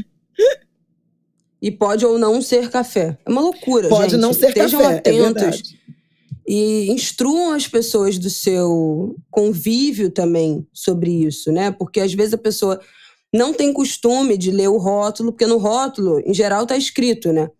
Pó para preparo de café, pó sabor para café. Preparo de bebida sabor café. Isso, de bebida, sabor... Gente, é o fim dos tempos. Mas, enfim, instruam as pessoas, porque, em geral, esses produtos podem serem feitos, inclusive, com soro do leite, né? Aquele residual da produção, que é aquele soro do leite, e ter lactose, né? Ter outros elementos, né? Corantes, sabor aromatizado, né? Artificialmente, porque às vezes pode nem ter café, não é que tem uma porcentagem menor. Pode até nem ter o café e ser só o sabor artificial do café, a cor artificial do café, né? O cheiro artificial do café, e não ser café. Então, às vezes, pessoas que não podem consumir certos ingredientes estão achando que estão tomando seu café puro com açúcar e estão consumindo ali lactose, corante, aromatizante, sem poder ou sem querer. Então, instruam as pessoas do convívio de vocês em relação a isso, para estarem atentos, para aprenderem a ler o rótulo e para desconfiarem se surgiu uma marca nova de café que o preço é metade do preço praticado pelas outras marcas, né? Não tem almoço grátis no capitalismo, capitalismo. Isso tem relação com a queda da aprovação do Lula, a inflação dos alimentos, Flávia, ou foram outras coisas? Tem relação há muito tempo, né? Eu falo Isso aqui a gente já sabe. 2 anos praticamente que eu chamo a atenção para a correlação entre inflação de alimentos, alimentação no domicílio e a popularidade do presidente. Os melhores resultados que Lula obteve em termos de popularidade se deram entre o fim do primeiro semestre e o início do segundo semestre. Isso aconteceu em 2023 e até mesmo em 2024. Por quê? Porque tem deflação do preço dos alimentos, é uma sazonalidade já conhecida. E, obviamente, se você tem deflação, se os produtos que têm o maior peso no orçamento familiar, eles ficam mais baratos, a percepção de melhora de poder de compra, né, ela se confirma, né, se instaura. E, em razão disso, o governante recebe esses dividendos, né, em popularidade.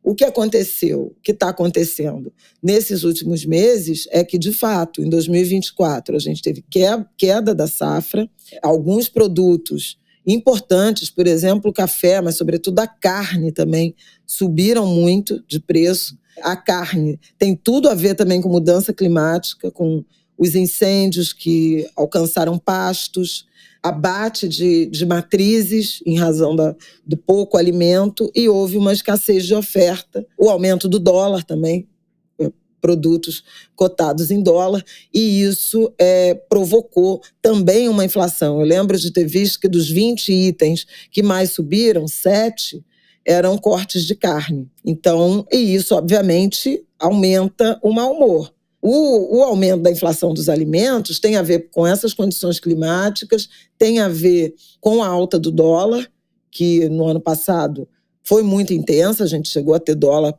batendo 6,20, quase encostando em 6,30.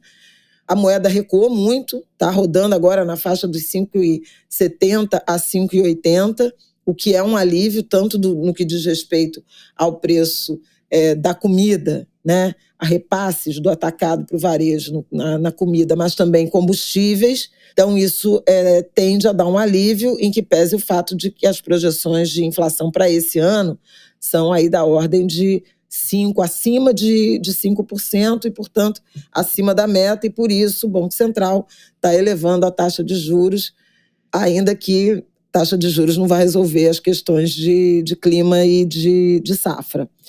Mas as perspectivas são melhores e a tendência é de uma acomodação. Agora, a popularidade do presidente não caiu só por isso. E um efeito muito forte, já tinha sido apontado na pesquisa da Quest, e a gente chegou a comentar sobre isso aqui, e antever, foi a questão do Pix, né? Aquela crise do Pix. Ela drenou popularidade do Lula, e isso está expresso na avaliação de governo, que atingiu o pior nível que Lula já registrou, já alcançou nos 3 mandatos, né? Nunca foi tão baixa a popularidade. com informações de que também no seu público, no seu eleitorado, vou dizer assim, cativo, né, também essa queda de popularidade foi percebida.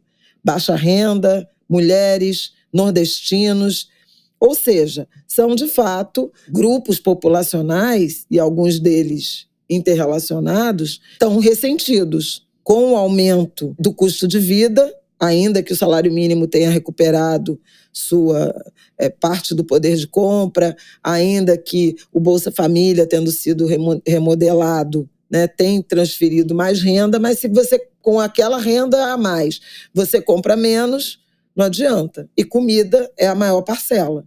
Além disso, essa desconfiança em relação ao governo. Houve um desgaste que já tinha alcançado o governo com a chamada taxa das blusinhas, né?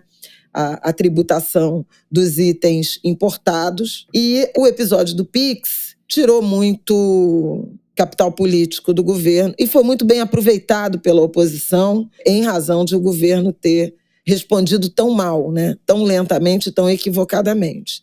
Então, é um ambiente político de muita instabilidade, né? Esse nível de popularidade, obviamente, drena capital político do presidente, do governo, na negociação com o Congresso Nacional.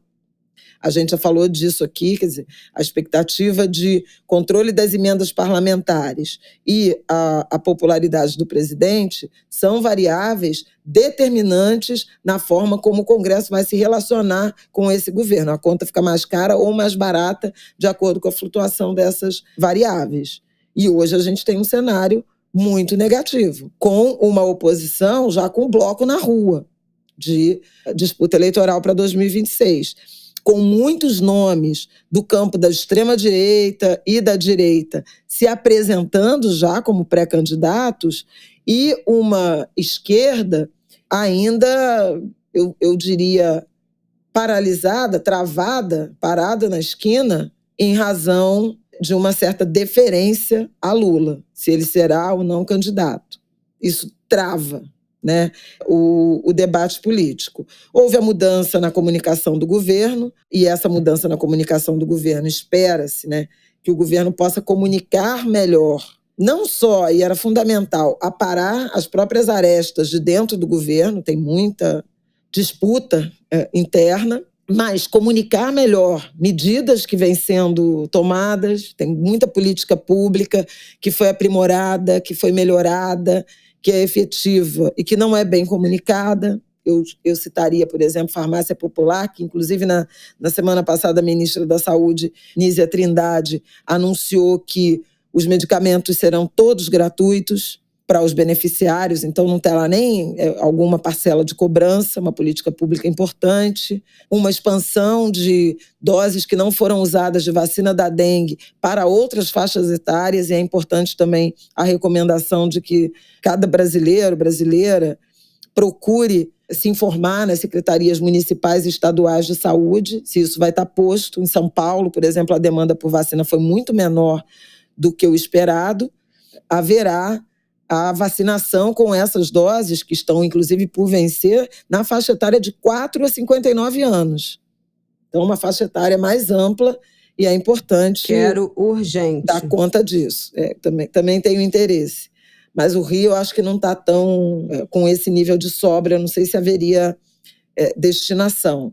Aliás, só um parêntese, gente, galera de São Paulo, especialmente da capital, cuidado com a dengue. Aumentou em 5.000% os casos de dengue em São Paulo, agora nessa temporada em relação ao ano passado. Inclusive, tem uma matéria da agência pública que há uma suspeita que está em investigação, que as armadilhas de mosquito que a prefeitura colocou para lidar com os mosquitos da dengue tenham se tornado criadouros de mosquito, porque o veneno que deveria ser aplicado, renovado de tempos em tempos, a cada um mês, a cada 2 semanas, a prefeitura tinha anunciado que faria a troca a cada 3 meses, acabou ficando 7 meses sem ser reposto, e as armadilhas que eram para conter a proliferação dos mosquitos acabaram acumuladas de água, sem o produto necessário e tendo virado criadouros de mosquito. É uma matéria inacreditável da Pública, isso está em investigação, da agência pública. Isso está em investigação, mas o fato é que aumentou demais os dados, o número, a transmissão de dengue em São Paulo. Então, por favor, usem repelente, mantenham tela nas janelas ou janelas fechadas. Cuidado com as crianças também, repelente infantil, de preferência com icaridina. Roupas de manga o mais frescas possíveis, né? Porque também tem o calor, mas para proteger o máximo possível aí as áreas do corpo de picadas de mosquito. Então, esse é o meu parêntese também. Ministério da Saúde ampliando aí as doses que estão por vencer da dengue, mas a nossa vacinação de Covid ainda é uma vergonha. As vacinas que a gente tem de Covid, as mais atualizadas aqui no Brasil, já estão desatualizadas, não foram abertas para a população geral. Quem tomou foi por conta da xepa das vacinas. Então, assim, a nossa vacinação contra a Covid é uma vergonha. Virou uma vergonha no Brasil desde o ano passado. É um absurdo, é uma vergonha. No ano passado, não, desde 2023. E é esse governo, tá? Porque, tudo bem, a gente teve um governo negacionista da vacina, recebemos as doses, vacinamos a população o máximo que deu, mas isso era para ter continuado. E este governo não está dando a devida importância para a compra de vacinas atualizadas e a vacinação da população geral. Então, a gente está completamente defasado no calendário vacinal da Covid. Então, tem questões econômicas, questões de comunicação e questões de, eventualmente, o governo não está atendendo às expectativas de uma população mais exigente. Né? Tem muito essa leitura. O Felipe Nunes, da Quest, escreveu, inclusive, publicou um artigo na Folha, que a última pesquisa foi Datafolha, mas essa tendência já tinha sido identificada pela Quest. E ele chama atenção para isso, quer dizer, recompôs o salário mínimo, mudou o Bolsa Família, é tipo meio, não fez mais do que a sua obrigação, entendeu? Isso não está virando, a gratidão não é mais uma variável de emprestar capital político a um governante. E o Lula tem errado um bocado, né, na forma de se comunicar com a população, algumas declarações absolutamente descabidas. Na semana passada, houve também uma intensa cobertura relacionada à questão do petróleo, né, da exploração de petróleo na Foz do Amazonas, região da margem equatorial. Nesse caso, eu até acho que quem orienta o presidente e ele próprio supõe, né, espera que a decisão política de apoiar as pesquisas e, potencialmente, a exploração nessa região, nesse território, ela renderá dividendos eleitorais para o presidente e para os seus candidatos, porque a gente sabe que na região norte há o mundo político, empresarial e alguns grupos populacionais acham que está errado. O Sudeste, né? O próprio Nordeste, Bacia de Campos, Bacia de Santos, no Nordeste áreas terrestres, na própria margem equatorial, do lado nordestino, já há pesquisas e até algum arremedo de produção, e a região norte ser privada do desenvolvimento que o petróleo entregaria em razão da agenda ambiental. E Lula, me parece que o mais importante da semana passada, né, nesse debate, foi que ele saiu do muro e se apresentou com muita assertividade e mais de uma vez defendendo a produção, a pesquisa e a exploração de petróleo na margem equatorial, na Foz do Amazonas, chamando atenção para a Petrobras ser uma empresa responsável. E eu acrescento que a Petrobras é responsável porque a legislação ambiental é rigorosa, minimamente rigorosa. Ele chegou a atacar, foi desrespeitoso. Repito aqui, estou sendo muito atacada nas redes por conta dessa afirmação, mas continuo afirmando que foi desrespeitoso com o IBAMA, totalmente, falando de lenga-lenga, falando que é um órgão de governo que não parece que é de governo. Não é de governo, é de Estado. tem essa atribuição e essa ingerência política não é bem-vinda, não foi bem-vinda no governo Bolsonaro e não é bem-vinda no governo Lula. O IBAMA... Exatamente. Porque quando o Bolsonaro fazia, todo mundo falava, criticava que não pode falar desse jeito, interferir, arará. Agora o Lula, todo mundo tem que bater palma? Não. Ninguém pode. Esse é um ponto importante, né? O IBAMA negou no passado a licença, considerando, inclusive, que a base de apoio para o caso de algum acidente na margem equatorial, lá na altura da Foz do Amazonas, no Amapá, ela estava prevista para ficar em Belém, era uma distância grande. A Petrobras reapresentou o pedido e deslocando essa área e aparentemente está preparando uma base de apoio em área mais próxima. Mas a pressão política está muito grande. Inclusive, o presidente falou que a ministra Marina Silva, que tem guardado silêncio e vem sendo, inclusive, criticada por isso, ela é uma mulher inteligente e sabe que é importante a liberação. O IBAMA tem uma autonomia em relação ao cargo de ministro de Meio Ambiente, que é um cargo político. O IBAMA é um órgão técnico e precisa ser respeitado como tal.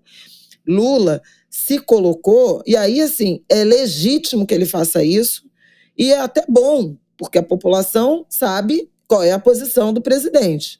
É um presidente que se elegeu, né, encampando essa agenda de preservação do meio ambiente, e esse também foi um elemento que fez Lula chegar ao terceiro mandato e que opunha Lula a Bolsonaro. Bolsonaro era o presidente passar a boiada, e a gente sabe que os funcionários, servidores, os quadros do IBAMA passaram com Ricardo Salles e Jair Bolsonaro, né, no governo. Lula se posiciona numa, digamos assim, numa colocação intermediária entre negacionistas climáticos, e aí Donald Trump talvez seja o grande exemplo, né, porque quer perfurar, andou atacando inclusive as eólicas, né, as usinas eólicas, correlacionando a produção eólica à morte de baleias nos Estados Unidos. Esse é um debate que existe lá a partir dos ambientalistas. Isabela lembrou da questão dos canudos, né, de papel. Eu posso lembrar também das críticas, né, a condições e a vendas de carros elétricos. Então, Trump nessa direção. Alguns presidentes, alguns líderes globais mais preocupados com essa agenda, e aí aqui na América do Sul eu destacaria o Gustavo Petro, da Colômbia, que em 2023 veio naquela reunião dos países amazônicos e fez uma declaração e defendeu que a declaração conjunta dos países mencionasse a proibição de exploração de petróleo na região da Amazônia. Não foi acolhido esse pedido, mas ele se mostrou totalmente contrário à exploração. O Equador fez em 2023 uma consulta à população que votou contra a exploração de riquezas, né, de reservas de petróleo, também na Amazônia equatoriana. E o Lula está no meio do caminho, dizendo: temos um potencial de riqueza naquela região que outros países já estão explorando, Suriname, Guiana, inclusive é motivo da tensão entre a Venezuela e a Guiana, né? E o Brasil, tendo potencial, deixaria essas reservas. Ele disse textualmente: é importante acessar essa riqueza, inclusive para financiar a transição energética. Então, é esse modelo híbrido, em que você estimula energia renovável, do etanol, a solar, a eólica e a própria hidrelétrica, né, em alguma medida, sem abandonar a produção de combustível, né, a produção e exploração de petróleo e gás, combustíveis fósseis.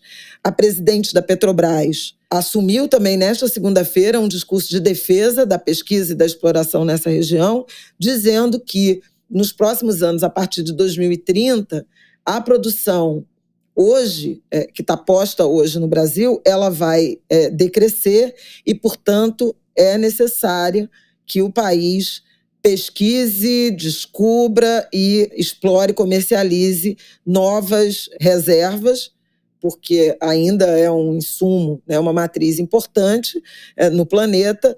E se isso não acontecer, o Brasil, em 2034, estaria necessitando importar petróleo para dar conta das suas necessidades energéticas. Então, assim, tem um debate público importante, econômico, técnico, em relação aos riscos. Quem é crítico em relação à exploração na margem equatorial chama atenção, obviamente, para a questão da floresta, das águas, de corais e até de um certo desconhecimento sobre a riqueza marítima daquela região, pouco pesquisada, e o risco que a exploração de petróleo representa num planeta castigado do ponto de vista ambiental.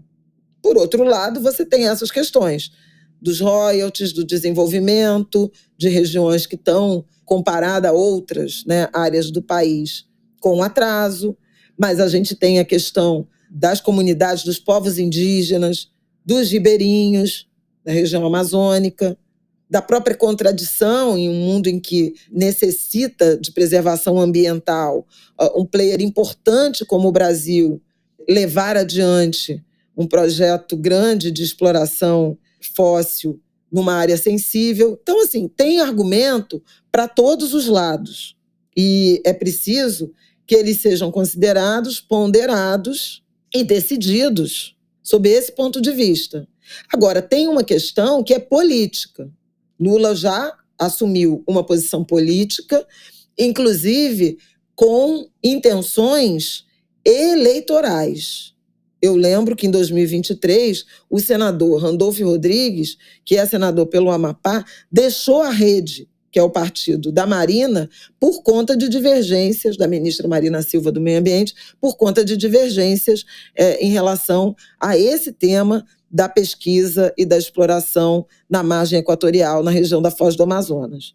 Randolfo Rodrigues, potencial candidato à reeleição pelo Senado em 2026, ou talvez até ao governo do Estado. Davi Alcolumbre é um político do Amapá que assumiu a presidência do Senado.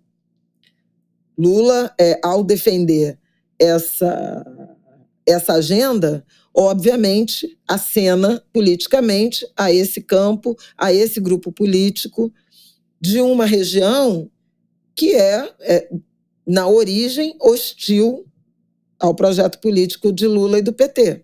Tem muitas variáveis nessa conta, mas isso pode, de um lado, aumentar a popularidade do presidente num determinado nicho e reduzir em outro. Setores mais esclarecidos, urbanos, de maior escolaridade, de maior renda, de maior consciência nesse tema ambiental. Vamos ver o que compensa. Então, são muitas maçãs nesse cesto, né, de análise da popularidade. As pesquisas eleitorais ainda indicam que Lula ganharia dos seus adversários, e é interessante pensar que não necessariamente a popularidade ela tem relação direta com o voto. Você pode achar um governo ruim e pôr um presidente ruim, e por considerar que não tem opção fora daquele nome, você repetir o voto nesse governante, por exemplo, Lula, ou em quem ele indicar. Mas é um campo em intensa disputa e obviamente que, na medida em que Lula consiga, pela comunicação, pela mudança de postura, por posicionamentos políticos novos, agradar determinados grupos do eleitorado, ele pode, de fato, recuperar. Falta muito tempo ainda para a eleição, né? Ninguém acha que não é recuperável. Essas flutuações são naturais. Mas que acendeu uma luz amarela, acendeu. Outra frente, né, de atuação do governo, inclusive na comunicação, é a disputa do nacionalismo, do patriotismo com o campo da extrema-direita em razão de Donald Trump. Então tem uma leitura possível de que o campo da extrema-direita está acuada, e eu já trouxe isso aqui no Angu, já levei na Globo News, já trouxe isso aqui no Angu, logo que Trump tomou posse, quando Romeu Zema, governador de Minas, quando Tarcísio de Freitas, governador de São Paulo, festejaram a eleição, a posse de Trump, e eu chamava atenção, quero ver quando começarem as medidas, né, de taxação, e São Paulo e Minas Gerais são estados de imenso interesse nesse tema. Minas, o grande produtor de aço, Minas produz café, São Paulo produz aviões, suco de laranja, o próprio etanol da cana, e isso, obviamente, vai obrigar esse campo a se posicionar. Make America Great Again, como mostrou Tarcísio no boné, ou proteja o Brasil, né? Defenda o Brasil. Então, o governo também está tentando, a partir da comunicação, entrar nessa disputa de reivindicação, de acolhimento, de valorização da brasilidade. Afora esse debate relacionado às questões comerciais, há também a questão dos imigrantes, sobre as quais já falamos intensamente. O acolhimento, o acompanhamento, o repúdio aos imigrantes terem chegado, deportados, terem chegado algemados e acorrentados pelos pés aqui no Brasil. Essa é uma variável que pode beneficiar Lula. Então, Lula até aumentou um pouquinho, subiu o tom na reação às medidas protecionistas de Donald Trump. Enquanto Itamaraty, Ministério do Desenvolvimento, Indústria e Comércio de Geraldo Alckmin, Ministério da Fazenda de Fernando Haddad, tem defendido a negociação, caso a caso, o diálogo com as autoridades americanas, né? O Donald Trump elevou tarifas de importação de aço e de alumínio. O Brasil tem como argumento o fato de as exportações, o aço brasileiro que chega nos Estados Unidos é semi-acabado, então a indústria americana final depende desse insumo e, portanto, onerar esse insumo, esses produtos, vai aumentar custos de produção nos Estados Unidos, aquele debate sobre inflação. No caso do anúncio que Donald Trump fez de reciprocidade, vamos cobrar a mesma taxa que outros países cobram da gente, e citou o exemplo brasileiro do etanol. O Brasil importa etanol americano e, por razões de sazonalidade, de necessidade de equilíbrio de oferta no mercado, paga uma taxa de 2,5% e cobra 18% para exportar para os Estados Unidos. Os especialistas chamam atenção para o fato de o etanol brasileiro da cana-de-açúcar estar inserido no mesmo contexto das exportações, das relações de comércio envolvendo o açúcar, que é a mesma cana que produz as duas coisas. E o Brasil tem uma cota pequena, com baixa tributação, para exportar açúcar para os Estados Unidos, e uma alíquota que beira 80% quando excede essa cota. Então, na verdade, quando você pensa nesse complexo cana, etanol e açúcar, a taxação não é dessa ordem de grandeza que Trump mencionou. Então, os especialistas, né, o Itamaraty, o MIDIC, a própria Fazenda, trazendo para um debate mais técnico, caso a caso, né, a partir dos setores, inclusive dos interesses, das negociações setoriais, e o Lula elevando um tanto o tom político na direção de sinalizar uma defesa do Brasil, da economia, da soberania, da autonomia, né, do Brasil, para se contrapor a um bolsonarismo, em particular, que festejou acriticamente Donald Trump. Então, esse é um debate que a gente ainda vai ver se desenrolar. A gente está vendo também a China e os Estados Unidos se estranhando, os Estados Unidos em relação à Europa, tanto no lado comercial como também nas questões geopolíticas e bélicas, inclusive. Então, é um momento Volto a trazer aqui essa ideia de muita incerteza, de muita instabilidade no ambiente global. Também a Trump interessa algum tipo de retaliação, no que ele chama de reciprocidade, a questão do etanol brasileiro, porque os produtores nos Estados Unidos de etanol, que lá é a base de milho, estão concentrados em estados que elegeram Donald Trump. Kansas, Indiana, tem vários estados daquele meião, né, que, obviamente, elegeram e têm expectativas em relação a medidas econômicas de proteção a essa produção local. Então, também tem questões ali de dívida, digamos assim, de um passivo eleitoral de Donald Trump. É tudo bem complexo, né? Um cenário bem complexo. E tudo isso pode, em alguma medida, ajudar ou agravar essa percepção de avaliação do governo Lula e viabilizar ou não uma candidatura de Lula para o 4º mandato em 2026. Bom, acho que o grande pop-up dessa semana é a reunião que está acontecendo agora, não é, entre líderes europeus, em Paris, para discutir conversa entre Estados Unidos e Ucrânia e Rússia para possivelmente tentar colocar fim, né, nessa guerra entre Ucrânia e Rússia, que já vai completar 3 anos, agora 24 de fevereiro. Eu não tinha a menor ideia que já tinha isso tudo. Um horror. E aí vamos acompanhar o que vai acontecer. A reunião começou na hora do almoço, aqui no horário de Brasília. O enviado de Trump já falou que ninguém vai impor acordo de paz à Ucrânia. A reunião foi convocada pelo Macron, porque os Estados Unidos começou a se movimentar também a partir do Trump pelo final do conflito. E aí estarão lá França, Alemanha, Reino Unido e Itália. Secretário-geral da OTAN também tem um representante, né, dos Estados Unidos. E na semana passada, Trump e Putin conversaram sobre a guerra numa ligação telefônica que durou mais de 1 hora e meia. Então, bom, vamos ver o que acontece. Este é o pop-up aí da semana. Mais alguma coisa, Flávia? Último pop-up, ensaios técnicos, gente.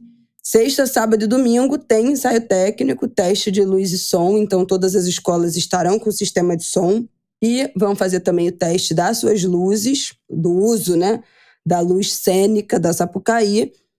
Então, sexta tem a partir de 9 da noite, sábado a partir de 7 da noite, domingo a partir de 6 da tarde, com a lavagem da Sapucaí. Esses horários certinhos e quais escolas vão ensaiar em cada dia, tem lá no Instagram da Rio Carnaval. Aproveitem, são os últimos ensaios técnicos, as escolas, algumas fizeram os últimos ensaios de rua agora nesse último final de semana, ensaio de quadra, em geral, já fica mais esvaziado, né? Talvez essa semana aí seja a última semana de ensaio em algumas quadras, mas o fato é que estamos na reta final do carnaval. É sempre importante dizer que o carnaval está acabando, ele não está começando, né? O carnaval começou no minuto seguinte da apuração, do fim da apuração do ano passado, que já começa o troca-troca entre os profissionais das escolas, já começa a divulgação dos enredos. Então, o carnaval começa na quarta-feira de cinzas. Então, a gente está na reta final aí dessa temporada carnavalesca. Aproveitem, curtam, frequentem os ensaios técnicos, cheguem cedo, levem suas crianças. Tem muita criança em ensaio técnico e tá super legal. Mais alguma coisa, Flavel? Não, eu só queria mencionar o Angu, tema de um TCC que vai ser defendido, apresentado nesta terça-feira. Olha só, dia de Angu. A banca da Stephanie, a monografia dela se chama Angu de Grilo e a construção de um jornalismo antirracista, interseccional e humanizado. Stephanie Rocha, estudante de jornalismo da Universidade de Brasília. Eu tô tão orgulhosa com isso. Eu achei tão maravilhoso. Ela me achou, convidou. Eu vou tentar dar uma entradinha mínima que seja, porque terça de manhã eu faço rádio, mas para dar uma olhada, dar um beijo, desejar sorte, mandar um axé para Stephanie e agradecer a ela, né, por esse olhar e a todos vocês que fazem do Angu de Grilo essa potência, vou dizer assim, e agora também material para academia, eternizado na academia, né? Muito bacana. Gente, muita emoção. O Angu já não é a primeira vez que o Angu é citado. Pois é, a nossa Mari também, né? Em TCCs, então, mas é sempre uma emoção pensar que estamos positivamente influenciando aí novos jornalistas, comunicadores e a trazer esses debates também para o ambiente acadêmico, que a gente está sendo usado de exemplo, de referência na academia também. Pois então, é, maravilhoso. A Mariana Bortolotti também, né? Também estudou, se debruçou sobre o Angu como case. É uma ouvinte nossa, queridíssima, frequente, também deixa um beijo. Mas assim, muito orgulhosa. Caminhamos aí para o aniversário de 6 anos, né? Com alguns sinais de um trabalho acadêmico eterno, né? Tá eternizado. Então é muito bonito de saber de tudo isso, né? De ouvir. De pop-up eu também destacaria o caso Milei, né? O Milei está sendo acusado de uma manipulação, né? De envolvimento, de cumplicidade numa fraude com uma meme coin. Num golpe, né? E agora ele próprio está determinando investigação, porque ele divulgou uma dessas moedas, uma dessas criptomoedas, que atingiu um nível recorde de investimento e depois despencou 90%. Então, um movimento especulativo. Esse é um episódio que pode trazer desdobramentos políticos, além de ser eticamente inaceitável. Ele divulgou já como presidente? Sim, foi na sexta-feira. Tudo aconteceu na sexta-feira da semana passada. Eu achei que estavam desenterrando uma história dele ter feito isso antes de ser presidente. Não, já durante. Ai, gente, é o fim dos tempos. É o fim dos tempos. O próprio Donald Trump lançou também, né, uma meme coin, ele e a Ivana, no dia da posse e tal, mas essa parece que tem lastro. A questão é que pese a falta de ética, mas a do Milei aparentemente é uma operação mesmo fraudulenta. Então, vamos ver o que vai acontecer. Mas tem, enfim, oposição lá falando de impeachment, mas impeachment é uma palavra que está na boca de todo mundo. Agora tudo é impeachment. Essa é uma coisa. A outra coisa é o estado de saúde do Papa Francisco. Hoje, a notícia, ele já está internado faz 4 dias, mas houve uma notícia confirmada pelo Vaticano de um agravamento do estado de saúde dele, problemas respiratórios. Então, é um outro ponto. E a questão da guerra Rússia-Ucrânia e a aproximação de Donald Trump a Vladimir Putin e a reação da Europa.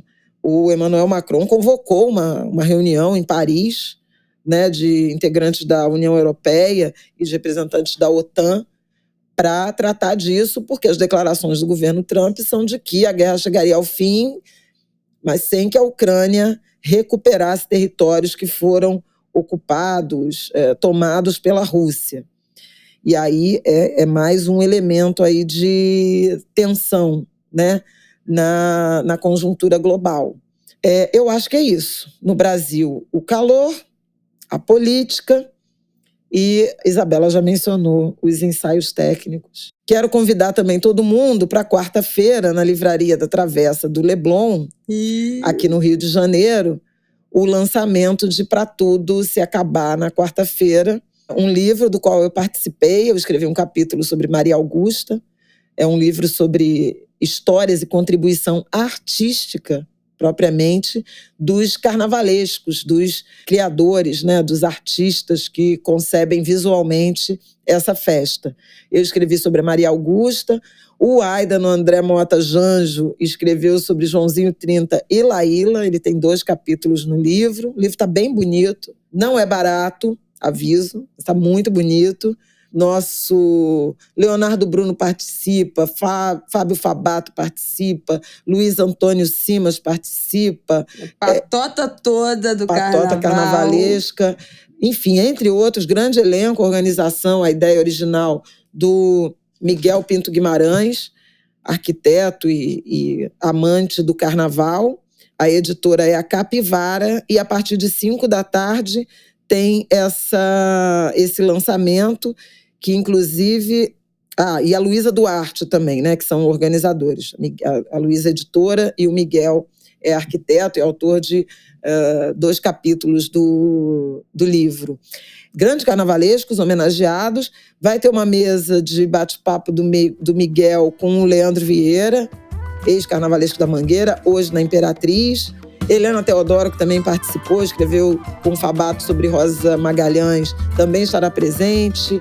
Enfim, vai ser bacana para esse momento aí de euforia carnavalesca. E no domingo deve ter alguma coisa, no domingo 23, último dia de ensaios técnicos de teste de luz e som, também deve ter alguma cena, algum momento também do livro lá na Marquês de Sapucaí. Então, enfim, bonitinho. Eu acho que é só. Estaremos lá. Então é isso, Angulers. Boa semana pra vocês. Até semana que vem. Bom final de semana. Bom pré-carnaval. Aproveitem, divirtam-se. Cuidado com o calor. Terça-feira que vem a gente está de volta. Beijo! Beijo, beijo!